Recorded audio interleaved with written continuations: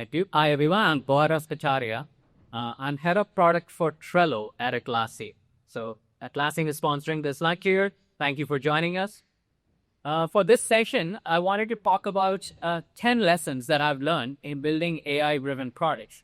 And I want to start with a story of building an AI assistant for the sales team. Again, this is an age old use case. You probably have built something similar in your company. You probably use a tool that does this. So that's why I started with 10 years of building AI products. And then later, I want to go into the GenAI revolution. So what has changed in the last few years? And what are the new lessons we have learned in the last few years? Okay, so we'll start with the basic ones first, and then go into the more advanced material layer. So when we think about building an AI tool, oftentimes you think about a fully autonomous system, like a self-driving car. But in many cases, there's actually a human in the loop. And if you think about a sales-driven workflow, there is usually a salesperson in that workflow. I mean, you can have all the AI helping the salesperson, but then the salesperson actually is in the field talking to customers, closing deals. So we built a system called a soothsayer. By the way, anybody in the audience knows what does soothsayer mean? What does the term soothsayer mean? It's an old English term. Fortune teller. Fortune teller, that's right. So an apt name for a machine learning or an AI system, it's trying to predict the future. So the intention of this soothsayer system was to predict which sales opportunity or sales lead is a good opportunity that salespeople should work on. And then you expect that any AI system will get better with time, right? You get more data and you will get better. So we started out, and this is more than 10 years ago, with a very simple, overly simplistic equation that as time will go on the x-axis, the value that we would realize will go on monotonically because more data, more training, better system. And boy, we were wrong. What we found in reality that it started with some negative value to begin with. Now, I'm sure all of you have read headlines that some AI systems fail, they don't perform.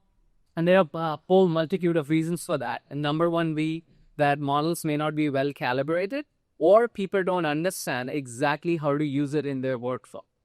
So that's where you end up seeing like negative value from an AI system. And we'll talk about that. Now, let's say you get through that. You figure out the model calibration, you figure out the workflow, and then it's all hunky-dory after that. You run into a second downturn in this value curve. And that's when you have humans in the loop. Humans often are quite smart. I mean, I would guess everybody in this room will try to optimize for your own gain, for your own advantage. Whereas the system may be trying to optimize for what's best for the whole company or your organization. But if you have an individual that's using AI in their workflow, so whether you have a salesperson, a recruiter, a HR person, finance person, they have their own individual goal. Right? I mean, an individual goal could be, I want to pay the most amount of money with least amount of work. And that's different than your organization's goal. So oftentimes you will see some sort of optimization by the units. And we'll talk about that, this second curve. And then once you get through that, then you may get to this kind of nicely increasing curve as you get more and more data, the system gets better. Oftentimes projects get abandoned at this stage, or they get abandoned at this stage because you realize that I'm not getting a ton of value from this AI system. Why are we even bothering with it? So it's important to kind of get through those down periods. The very first one, I'll start with a UI example or user interface example. So this is what we did. This is like, again, some of this may seem very simple, but I'm telling you the story of how we started, what mistakes we made before we realized what the solution was. So in a CRX system, we put out this thing called probability, that this is a good sales opportunity or a good sales lead. Say people should work on it. And we said 0.72 is a probability that this customer will buy our product. Go chase. Now, can someone tell me what's wrong with this solution? You lose out on opportunities because his score is less. Okay, so one point here is that 0.72, the score is less. But how do we know it's less? Right? I mean, for a lot of people who had taken a probability class in the college, you might say like, what is 0.72? What does it even mean? Yeah, go ahead. Just thought like maybe it tells you what to do, but why and how. It's the same like what differentiates this user and why the probability is high could be a better way for me try to pursue. Absolutely. So there are two aspects here. One, the probability 0.72. We don't know whether it's good or bad, right? Intuitively, we don't know whether it's good or bad. We don't know it's high or is it low. And the two, even if he said like, yeah, the system was good and I understand it's high or low or whatever, that do I trust it? Like if you are the salesperson, if you're a recruiter, or for that matter, you are a radiologist, and AI is telling you, yeah, in this X-ray, in this CT scan, this is the probability of something going wrong. And then the radiologist saying like, do I even trust it? So there is that trust element as well. So first you have to understand, is the system intelligible or understandable for the user? And then second, do they know what to do with it? So the simple solution was, this seems pretty obvious nowadays, like just put a ratings. Like why would you put 0.72 as a probability? Just turn that into a rating scale. Everybody understands 4-star, 3-star, 2-star, 5-star, whatever. And intuitively, people will say like, yeah, this is a good one. I'm going after a 5-star, right? Instead of a 3-star or a 4-star. Now you have to calibrate. You have to have a mapping system between some raw data probability and user formatted value. The second point was, how do I know that this value is actually good? Like, how do I know that the AI system behind it is actually working? How do you earn the user trust? So one of the ways in which you earn the user trust is add some sort of a tooltip. Now, adding a tooltip here is building some confidence with the user that, you know what, we scored this as a very high probability or gave it a very high star rating. And here is the reason. You're trying to sell this product to this customer. This customer happens to be in a healthcare industry, and this product has HIPAA compliance or this advanced auditing, and people in healthcare industry would care for that. So now you're earning the human trust in the workflow where not only they understand what this thing is, they know how to use it. So like from the beginning where people are like, I don't even trust this thing, this is just bogus, it's kind of disrupting my workflow, to now it's starting to make sense to humans. They know they can do something with it. And I mean, with this, you're even giving them a top track for their sales call. So let's say we get through that. Now, humans are very smart. They'll try to quickly aim the system. Now, here's what happens. So here on this screen, you see about 100 items. There are 10 triangles and 90 circles. So let's say people who fill out the contact sales form on your website, 100 forms were filled, 10 were really good leads and 90 were bad leads. So you're like, oh yeah, we can build an AI system, use some data to try to predict which ones are the triangles. Again, you don't know that before 9. So you have some sort of system that's trying to predict which ones are triangles and which ones are circles. So you build the system. Again, no system is ever perfect. So what you have in a system is some true positives. So you're like, okay, we got those. So we wanted salespeople to work after really good leads. We gave them that. And we found the true negatives. But you often have false positives as well, where the model is not perfect. Any AI system is going to have some false positives and it's going to have some false negatives. So now that you have a system and it's, let's say, reasonably well done, reasonably well calibrated, but that's 5-star opportunities. And you're still missing some of these good ones. So you say like, well, maybe we'll kind of stretch it a little bit, like lower the bar a little bit, just so that we can catch more of these triangles. There is a term, if some of you are familiar with it, you want to increase the recall of your machine learning model. Don't worry about the term if you're not familiar with it. Just think about you want to catch more triangles, right?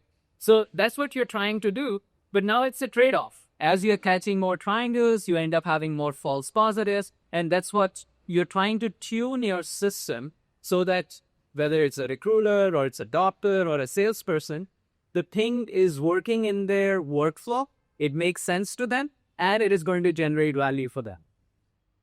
But people are smart. They got to try to figure out how to game the system. So let's say now you have salespeople, you have some really top salespeople, some new hires, some interns on the sales team.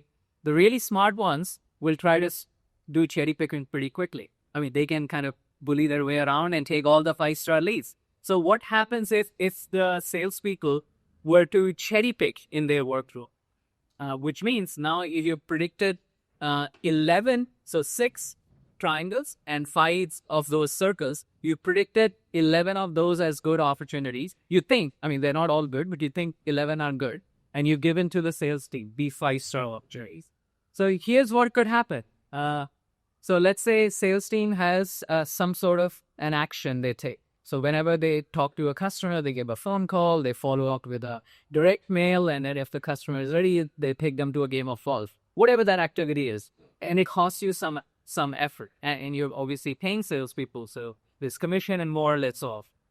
So for 11 of those opportunities or 11 of those leads, salespeople took some action. So let's say it's 100, these are made up numbers. Let's say $100 per action. Now, you took action on all 11 of them.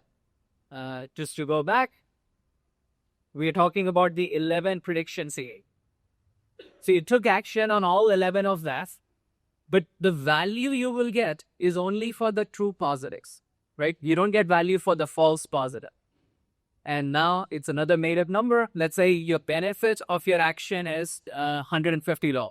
So you give that good lead to the salesperson, they take their action, and then the customer buys your product and your company makes profit.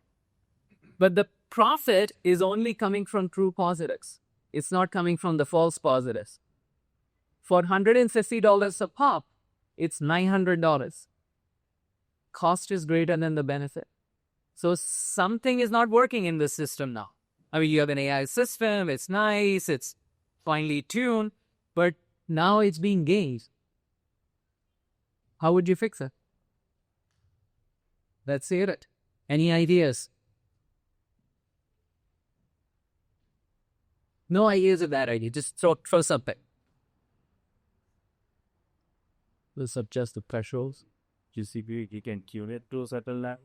So possible. Yeah, so one idea here is adjust the threshold. So just like we said, 5-star, 4-star, kind of adjust it so that you get around with true positive, false positive, and so on to get to a point where it's not generating less benefit than the cost. Any other ideas? Make it a learning system. Make it a learning system so it gets better and over time you get better. Absolutely. Any other ideas? Yeah. Side on the cost based on the probability star ranking. Yep. So, I mean, these numbers here, $100, $150, like those are variables you can play with. So, typically in a sales team, you might have experienced salespeople, you pay them more money. You have junior salespeople, you pay them less money. Now, if it's costing $100 of action because you're paying those salespeople more money, you might say, let's lower the $100. Let's give all of these leads to interns. And then it's going to cost us only $10, right? So in that case, the model is going to flip pretty quickly that you decide which sales lead goes to which person. So if you have new hires, you're giving them 5-star opportunities. You're paying them very little and they go do their learning. It's easy to close. They spend, let's say, $10 worth of effort and they make $900 worth of effort for the value for the company. And you saved your best salespeople for the 4-star and the 3-star opportunities because they are very good at their own machine learning, right? In their head, they are doing a better assessment of where to spend the time and not spend the time. So you have not only you have built a prediction system to predict whether it's a good sales opportunity or not. You have now built a routing system to decide 5-star opportunity goes to this way salesperson, 4-star goes to that salesperson, 3-star goes to that salesperson, because you are trying to optimize what is the maximum value for your entire organization. So again, coming back to kind of this workflow, you need to solve for this because no matter wherever there are humans in the loop, they will optimize for their personal gain. And it's understandable. So the overall design of the system has to take into account that is it good for the overall system or is it just optimized for the individual? Now, once you get through that, of course, we want a system to learn with more data. It gets better and better, and your predictions get much nicer. So you have fewer false positives and fewer false negatives. So the main lessons learned, and this is an age-old example, like you start with a data-driven culture, right? You need to collect data. I mean, only then you will build any good system. Everybody knows that. You need to invest in experimentation. Makes sense, because that's how you test whether it's working, not working. Because like, let's say you say something is a 5-star opportunity, then you have to test it. Like if you pass it to a salesperson, randomly assigned to a salesperson, what is the probability that customer will buy the product? You have to make the business trade-offs, as I talked about, right? And the trade-offs could be you are adjusting the cost, you are adjusting the 5-star versus 4-star, where are you going the thresholds? Definitely human incentives need to be taken into account. I did cover this in this talk, but later, if anyone wants to come to me, there's oftentimes bias that creeps into the system. And bias could be some cases, sales workflow is simpler, but let's say you were building a workflow for a doctor or for a recruiter. You really want to control for bias, right? Because you don't want discrimination in the process. So it's very important to adjust for that. The way to adjust for that is make sure you're not putting any input variables that are highly correlated with, let's say, gender or something that you want to avoid discrimination on. And then you want to make sure that the output variable, like whatever you're predicting, is also balanced. Iterating is very, very important, because no matter what type of system you build in, you have to realize that everybody in this room is competing with everybody else in this room, right? So everyone is building a nicer workflow, more optimized, better data, better prediction. And if you build a system, it works well. You may think you have a competitive advantage. It's 6 months' time, 12 months' time. Your thing is not going to have a competitive advantage because other people have built something similar. So you have to keep on investing.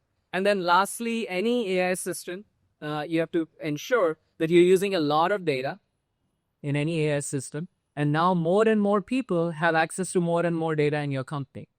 And it's sitting around in many different places. So more investment in security and privacy is needed in any AI system. Now, all of these may seem like pretty standard. Like, yeah, of course, we've been building AI systems for decades. These things make sense. So what's new?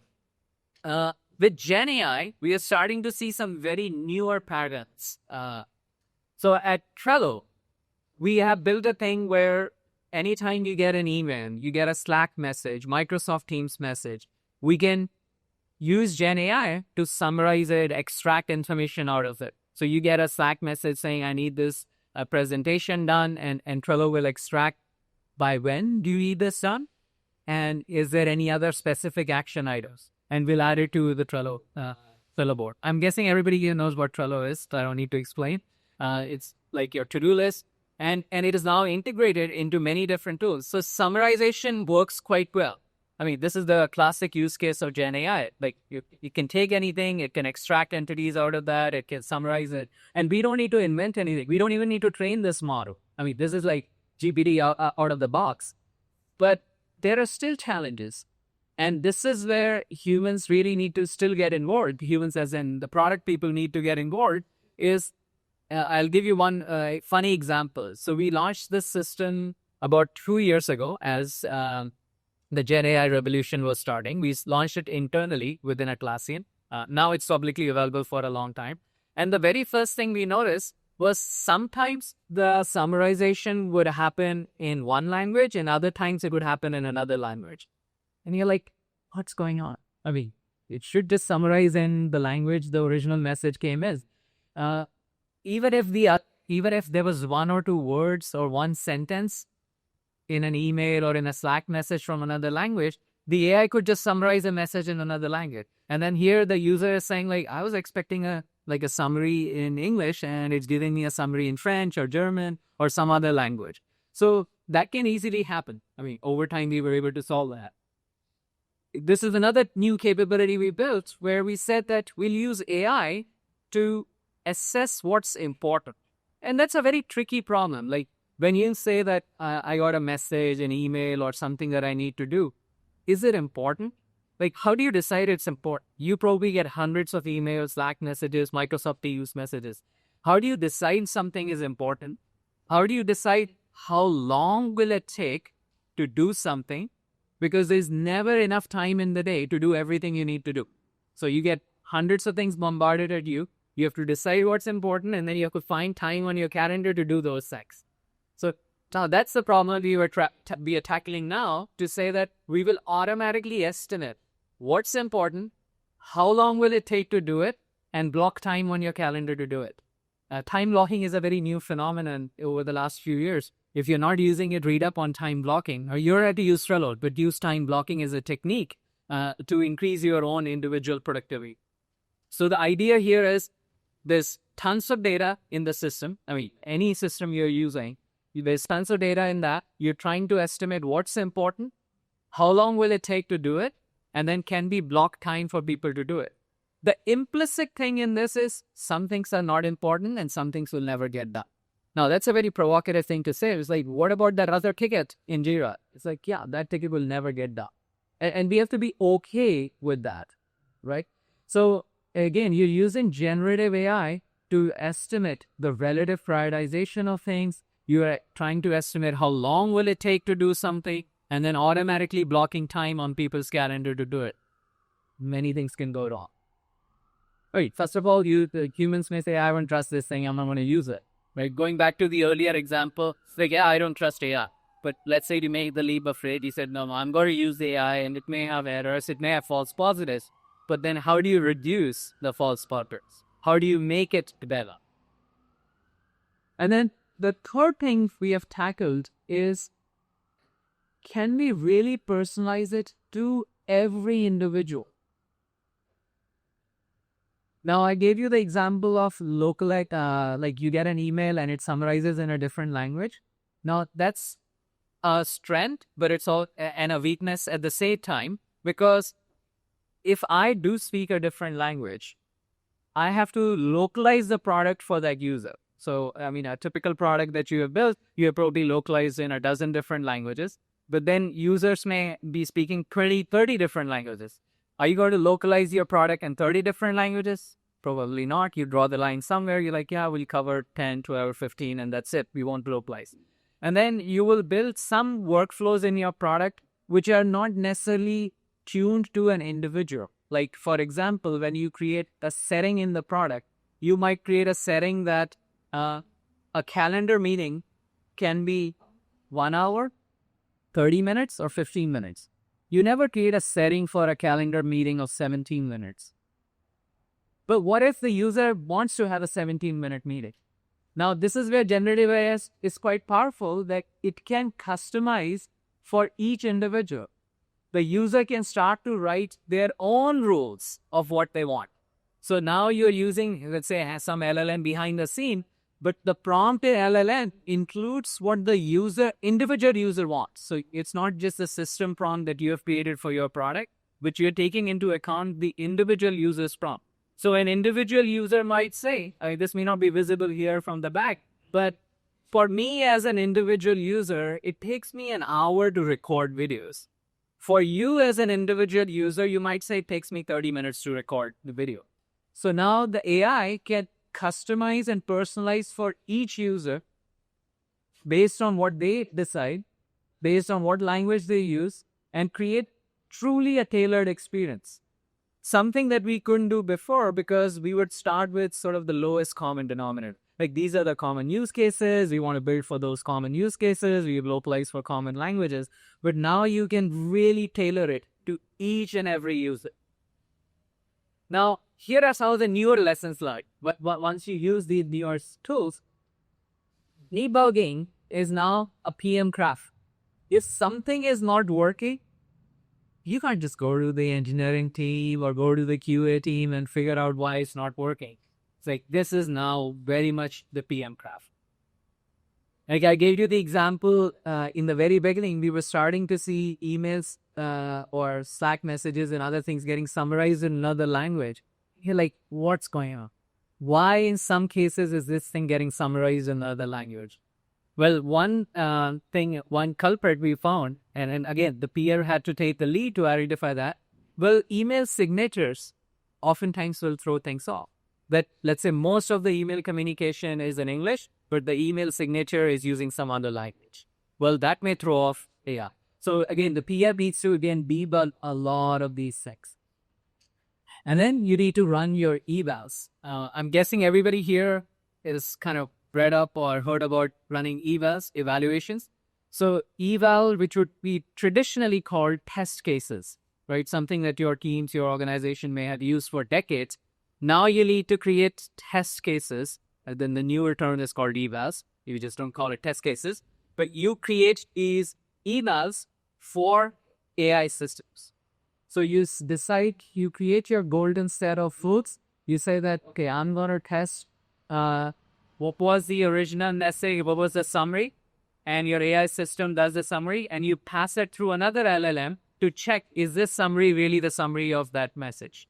And then you have an AI system that's trying to estimate priority of something. You again have your golden set that says anything that's of this type has to be higher priority, anything that's of that type has to be lower priority, and then you test it.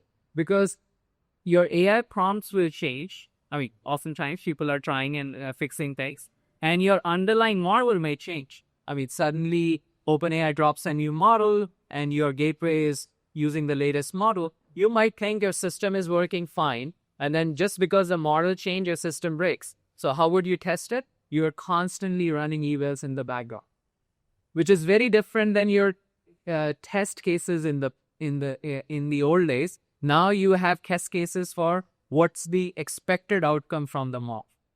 And then the last one is natural language processing and translation has really opened the frontier for ultimate personalization for every individual user. So something that we would be talking about, holy grail of personalizing to each user, this is now becoming possible where the user is defining how they want to use the software. Like I tell my calendar what I want, and calendar does not have pre-configured settings. It's like I pretty much define how I want to run my day. Like oftentimes if you go to Google Calendar, Microsoft Calendar, it will have you set your work hours.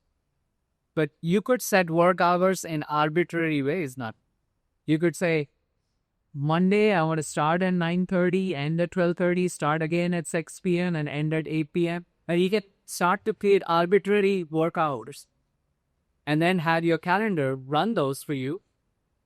But those would never be possible when you were creating the product as a lowest common denominator. When you were creating a product for everybody to use, it will not be customized to a single user.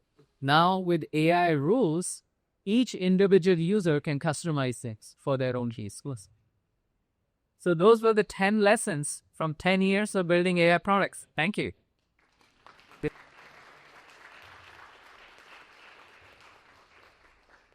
So I'll take questions, comments, feedback. And we get pass the mic around. If you have any questions or comments, feel free to come up, or, I mean, this will go as far as, yeah, go ahead. I think I can be Malvin. Okay. Go ahead. So thank you for the conversation and the lunch. And I'd like to ask, like, as you are hiring POs and as the structure that we have with the seniority is evolving, how do you look for people? What do you look for in the people you hire, and how do you calibrate their years of experience? Because most of us are showing up as AI first, maybe not you AI need just yet. Right? So like what do you look for? Yeah, so I'm sure there are lots of point of views in this room, and I don't mean to say that everybody has agreed on what is the right profile for the PM. There's a lot of excitement about prototyping, right? And you would say like, oh, we want to hire a PM that can prototype quickly. I'm sure there are lots of sessions here that will be talking about prototyping. My personal view is prototyping is a good skill, but not the only critical skill. And I'll go back to these lessons learned. So if you are hiring PMs, you want to test that on these things. So like, okay, if a PM is building an AI system, You want to test them on experimentation. Have they set experiments? How did they set up experiments? Do they understand like how experiments can get contaminated? Very basic things. Like this is not even like, do you understand the difference between GPT-5 and GPT-4? It's like, do you understand how to set up an experiment? Like very, very basic. Now, if you wanted to look at the more advanced content, like we are really building a Gen AI system, I would test the BM on these things. Like, walk me through how would you set up an eval for your system? Because this is like in the past, you would have said the PM is coming up with requirements, thinking through the customer problem, and then the part of building is on the engineering team, right? I mean, that was some sort of a distinction that we PMs think through what to build and engineering builds these things. With Gen AI, the PM is very much involved. So not only the lines are blurry between PM and design because of prototyping, I think the lines also blur between PM and engineering because the PM is now debugging. PM is now deciding what evals to run. Like, what is a good system? What is the cost of a false positive? Like, this is where you want to really test the fusion of the PM and test their analytical skill set as well. Like, I mean, this contrived example that I walked you through, like $100 for a true positive, 100 of cost, and $150 of a benefit for a true positive. Can the PM work through that basic path? Because in the end, they're designing a system for you that needs to have some trade-off between false positive and false negative. If something goes wrong, then what happens? If something goes right, then like what is your best case workflow or your ideal happy path workflow? So I would pretty much test the PMs on that. I personally would not test them on prototyping. I know many people here might say that prototyping is the most important skill set, and that's the one thing I'm going to check in the interview. Like, can they live prototype something? I would not test them for live prototyping in an interview, but I would test them on thinking through debugging, thinking through eval, thinking through cost of a false positive, false negative. Anyone else in the room? If you disagree with me, you have a different point of view, feel free to comment. Yeah. Yeah, go ahead.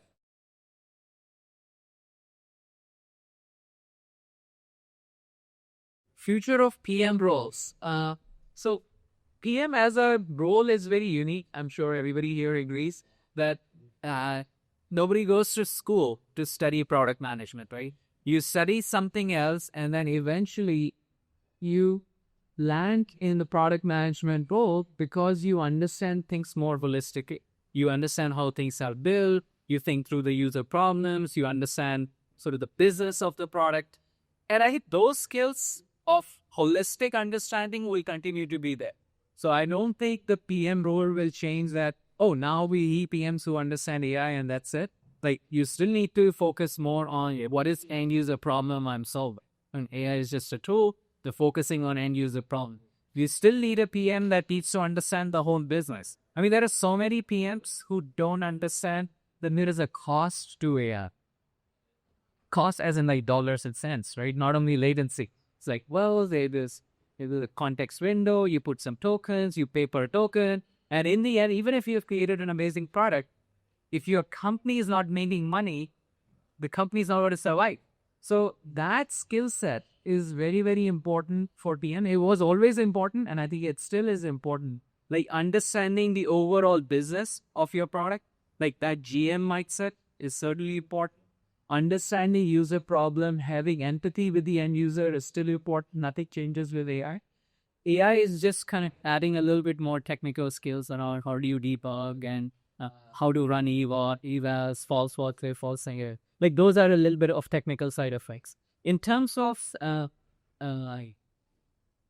design or experience side of things, I would say the good PMs are often able to build for graceful failure or graceful degradation.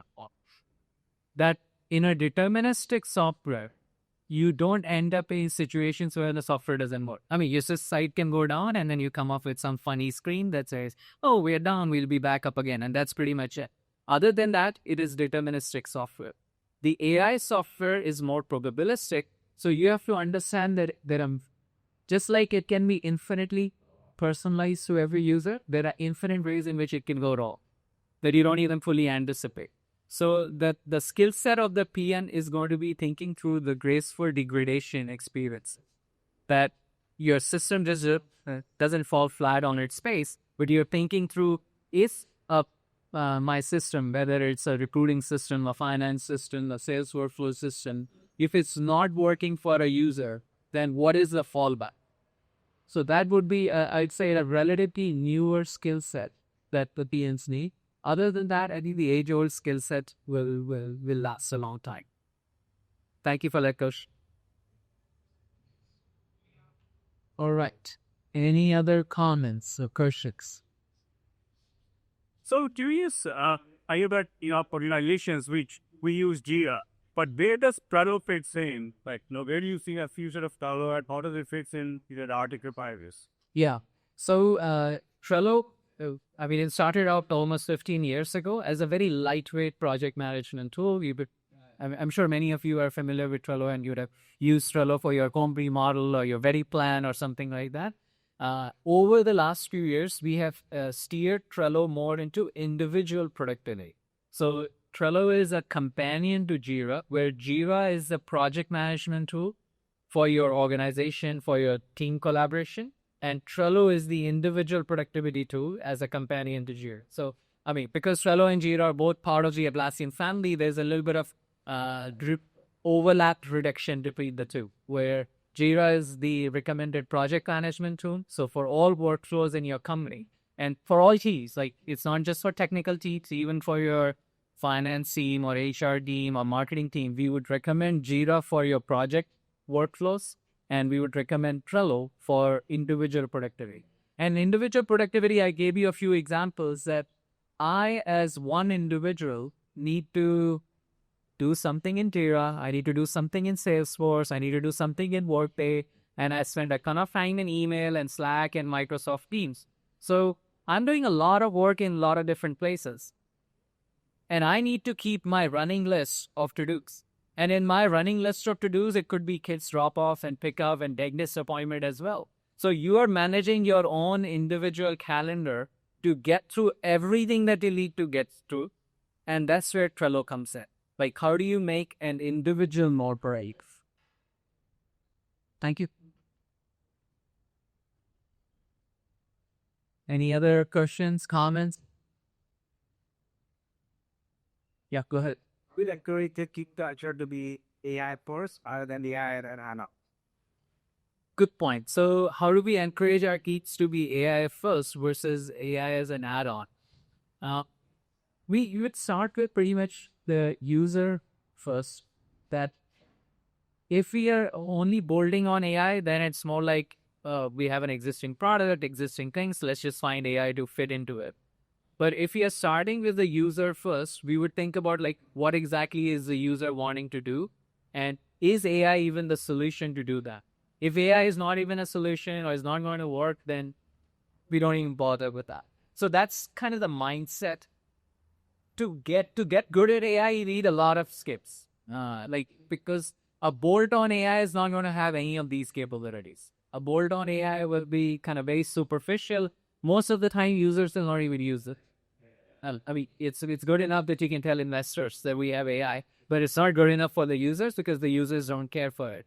So I would pretty much focus on the user first. And again, this is an age-old wisdom in product management, but everything starts with the user problem rather than kind of starting with what you have. And then it's hard. It's like, how do you exactly figure out what does the user need? I'm sure all of us here have spent our entire career thinking through user problems, making some good decisions along the way and making some bad decisions along the way. So really like honing that skip of what problem I'm trying to solve for user, validating it. This is where prototyping really helps. In the age of AI, you can quickly test and validate your ideas, but it still comes down to, is it really solving a user problem? Yeah. He had kind of a follow on to that question. Yeah. So how long do you give it? Like you had a great idea, like you guys stop a metal to do it. So you say actually a science solution. Yeah. So Yeah. Yeah. So uh, I have walked you through a couple examples of you start building a system and then you realize that AI is actually not working or not generating or generating negative value in some ways. So I think it's important to catch like if AI is not working, can you pinpoint why is it not working? So if rather they give up, because most of the time people will just give up. They'll say it doesn't work. So debugging, I think, is very, very important as a skill set. Why is it not working? And and then we have to get really good at debugging. This is something where in the past you would have said, well, I wasn't part of PM job. Like an engineer would figure out why something is not working.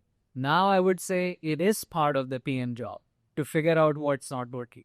I gave you a very simple example, like the AI is trying to predict whether this sales lead will close and it's calculating a probability. And then you realize that it's not really working. Is it because the prediction is wrong, or is it because people don't understand what 0.7 probability means, or they don't trust it? Like it could be why, or it's not predictable. In which case the prediction is wrong, right? So again, it fits in those three buckets to figure out like is the prediction, is it predictable, is the prediction wrong? Is people understanding what it is, how to interpret it, and then if it's gaming going on in the system, you have to adjust for that too. So patience, I think, is really important. I would say a lot of times people will abandon the project too soon because the cost of prototyping is low. You think you can generate a prototype in a day or in a week, and then you're like, oh, in 10 days I should know whether it's working or not. It's usually not that. Yeah. But There are bands, I know, is the what is that? Sorry, like there is with up to points or a bit of price, but like is it sort of the expected that there's a top down approach to look at it. And like people just in your accept the kilometer. yeah, so I would say like for any good product, it is many months of work. Prototyping sometimes makes it look like, oh, you can build any good product in a week or in a day. Certainly not. You can prototype in a week or in a day, but it's many, many months of work where you are actually, I mean, I'm sure each of our companies, we do internal dog tuning. So you use the product with your own team. You then have trusted partners or early access program, EAT program, you give it to some customers. Those are months long cycle. Like those are not like a day. I mean, prototyping may be a day long cycle, but testing is a months long cycle where you are meeting customers, your early access partners, your trusted testers, and realizing what's going wrong for that. When is it not working? And you find a new pivot every time. So you're constantly trying to improve the product. So I don't think we can speed up that process. Like that process does take time because you need real data, real users, real use cases. That's real use cases until you can figure out where it's working and where it's not. All right. Any other final thoughts, comments?